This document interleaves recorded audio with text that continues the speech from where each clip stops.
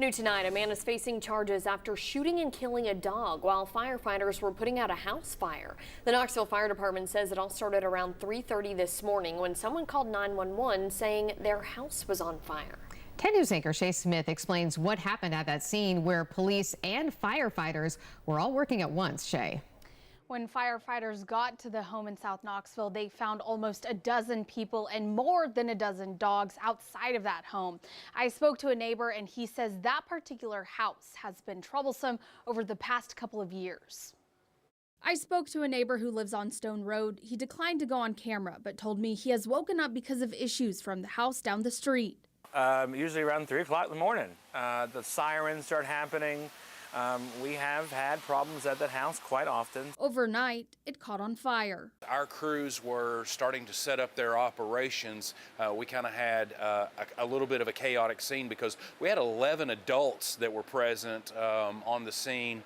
There were also 13 dogs there too. This part as well, which kind of gets kind of crazy for you, someone that was on the scene actually pulled out a firearm and shot and killed one of the pit bulls because they started a fight with another pit bull. Knoxville police say 43-year-old Gregory Leroy was charged with reckless endangerment and theft of a firearm. The rest of the dogs were taken to Young Williams Animal Center. KFD says none of the 11 people at the house were allowed to stay there, and they are still trying to find the homeowner. There has never been a certain person that has been repetitively there for the years that we've been here. So it's hard to tell like who was the owner and who was not the owner. KFD also says they're still investigating who or what caused the fire. Meanwhile, the neighbor says he is glad no one was hurt in the fire, but he hopes this situation changes whatever is going on at the house. Whatever happened, maybe we'll get these people cleaned up maybe a little bit.